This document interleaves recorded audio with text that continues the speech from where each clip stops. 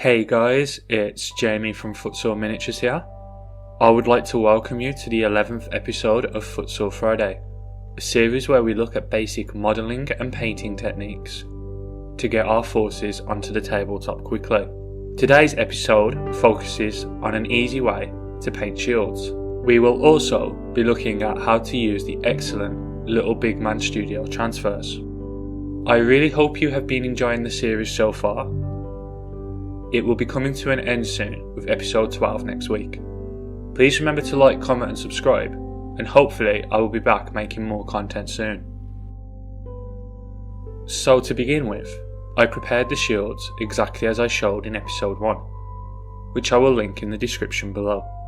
I used double-sided sticky tape to stick them down to a piece of cardboard. I will show you guys how to paint the rear of the shields on a couple of these, and use another shield to show how to apply the little Bigman Studio transfers. I always recommend painting the shields separate to the model, as the shields will obscure a lot of the miniature and make painting harder.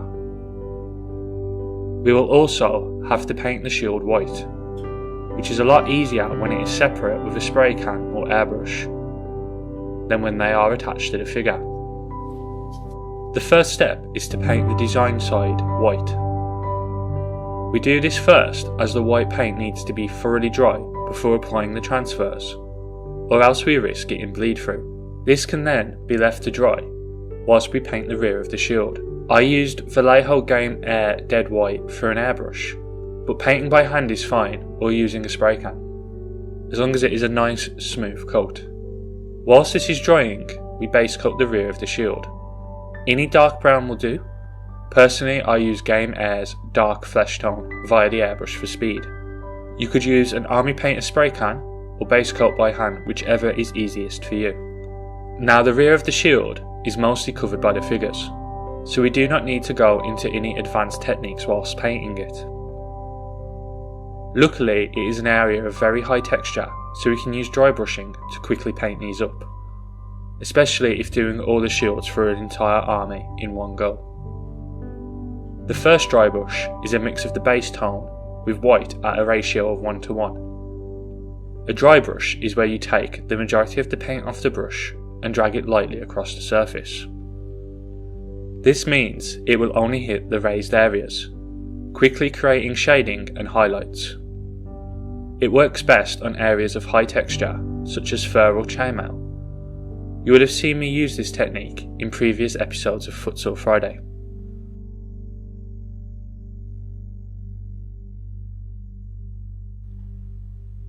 We will now do a couple more dry brushes, starting with Vallejo model colour khaki, and then mixing some white in with the khaki for the final highlight.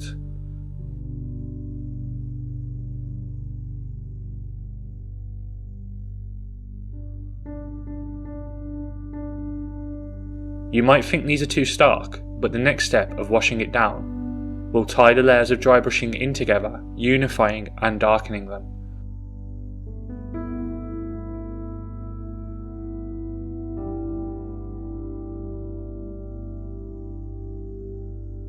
It is a lot easier to wash something dark than it is to effectively and smoothly lighten something, so it is best to start too light and work our way down than the other way around.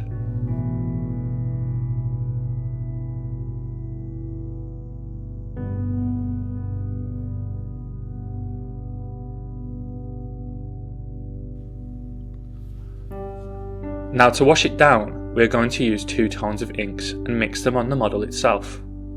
We will use Strong Tone, a dark brown, and Dark Tone, a black. Both are from Army Painter. What we will do is we will try to use the Dark Tone towards the extremities of the shield, the edges and the trims, and Strong Tone nearer the centre. They will mix slightly where they meet. This adds several tones in one go, as well as shading quickly and easily. And thanks to the excellent texture Bell has sculpted onto these shields, they will look great with minimal work, especially bearing in mind that a lot of this will be covered. Once this is done, we will paint the metal areas of the shield. To do this, refer back to Footsore Friday episode 2, where we look at quick and easy ways of painting metallics, as well as colour theory when choosing your metallic paints.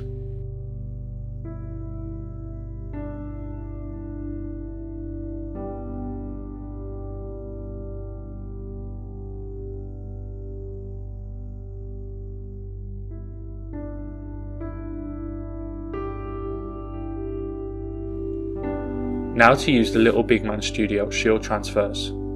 Simply cut them off the sheet using scissors or a sharp knife. Then check the pre-cut holes fit the boss of the shields, as sometimes you might need to enlarge this. If it is a bit too big, do not worry, as later on we will be using paint to cover any gaps. Aim to be as neat as possible when cutting the transfer. A little bit of extra decal will wrap around the shield, but too much could be problematic.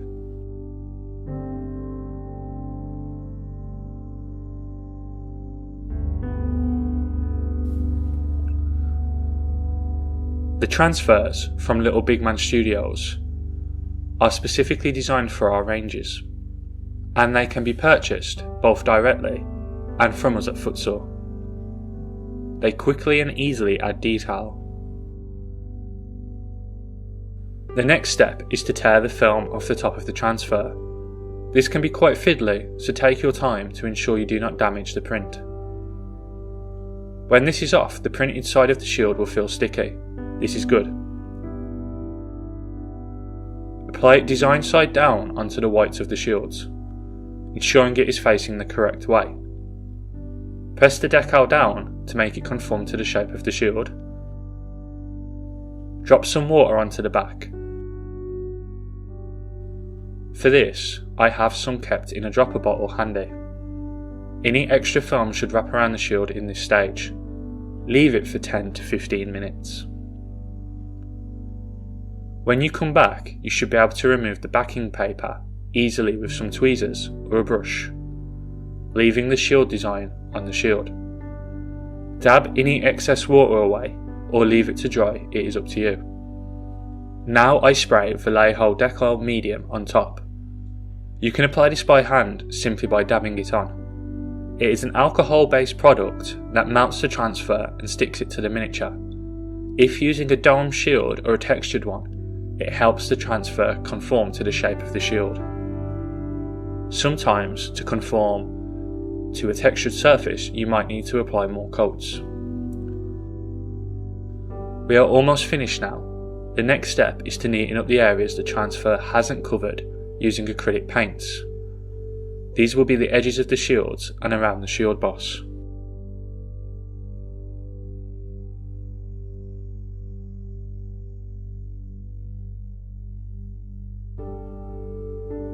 Finally, we need to varnish our work.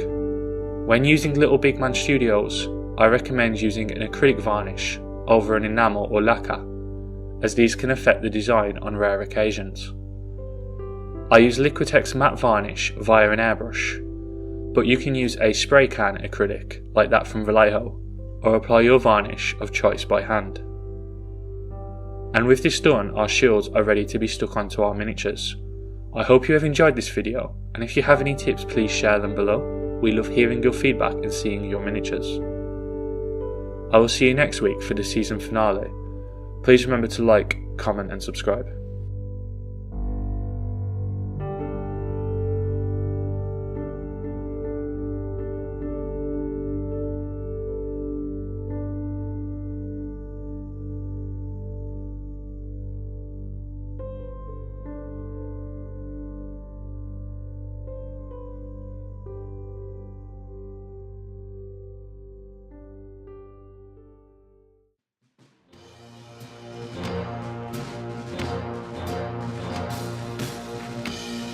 Hear ye, hear ye.